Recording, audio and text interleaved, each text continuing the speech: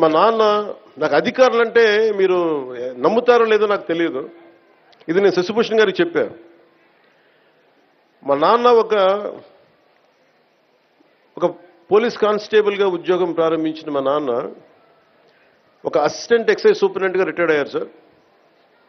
ఇది ఆంధ్రప్రదేశ్ ప్రభుత్వం జీతాలతోటి బతికిన కుటుంబాలు మాయి.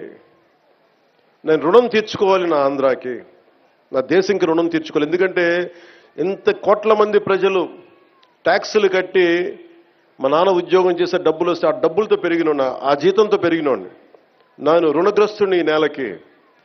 అందువల్ల ఎంపీడీఓ గారి మీద దాడి జరిగితే నేను ఒకటే అనుకున్నాను సార్, మా నాన్న ఒక ప్రభుత్వ ఉద్యోగి, మా నాన్న మీద దాడి జరిగితే ఒక కొడుకు ఎలా స్పందిస్తాడు, అలా స్పందించే సార్ ఎంపీడీఓ గారి మీద దాడి చేస్తే. దానికి ఓట్ల కోసం కాదు, దాంట్లో మెడికవర్ తో మీ మాతృత్వ కలలను సాకారం చేసుకోండి. ఇప్పుడు IOI పై 50%, IVF పై 20,000 తగ్గింపు మరియు పొందండి ఉచిత కన్సల్టేషన్ తో పాటు ఫ్రీ అల్ట్రాసౌండ్ స్కానింగ్. భవిష్యత్తు ఎలా ఉంటుందని నేను ఎప్పుడు పెట్టుకోలే, లెక్కలు లేవు నాకు, లెక్కలు పెట్టుకొని ఏమీ చేయను. ఈరోజు మీరు చూశారు 70 సంవత్సరాల పైచులకు మన స్వాతంత్రం వచ్చిన తర్వాత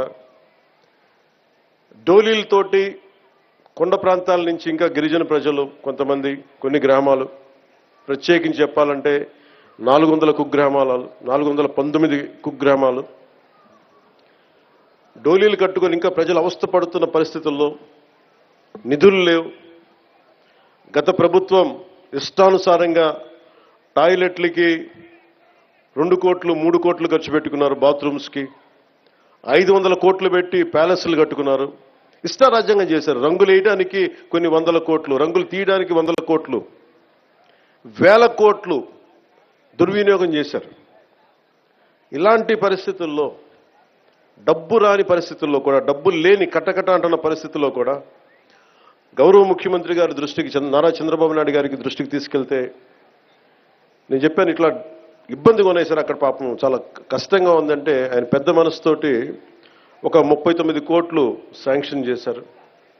అలాగే మనందరం గర్వించే మన ప్రీతం ప్రధాని శ్రీ నరేంద్ర మోదీ గారు కేంద్రం నుంచి వచ్చిన నిధులతోటి కలిపి 70 సంవత్సరాల ఈ పాలనలో 5 సంవత్సరాల దుష్ట పాలనలో వాళ్ళు మర్చిపోయారు.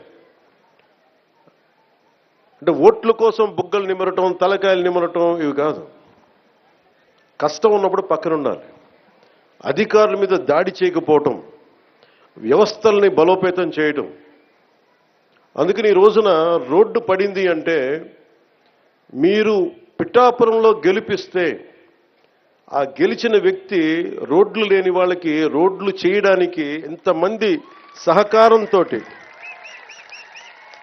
ఇది నా ఒక్కడిది అని చెప్పట్లా, అంటే ఒకటి పూనుకోవాలి.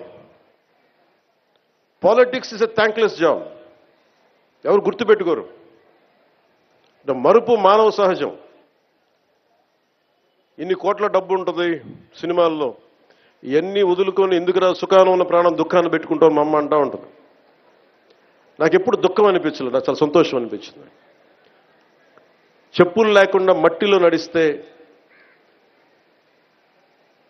రోడ్లు బహిర్భూమి అంతా నిండిపోయి మలమూత్రాదాలతో నిండిపోయి అలాంటి రోడ్ల మీద నడిస్తే నాకు సగటు మనిషి కష్టం, సగటు మనిషి బాధ, వాళ్ళ అవసరాలు నాకు తెలిసి దాంట్లో నేను సుఖం చూశాను.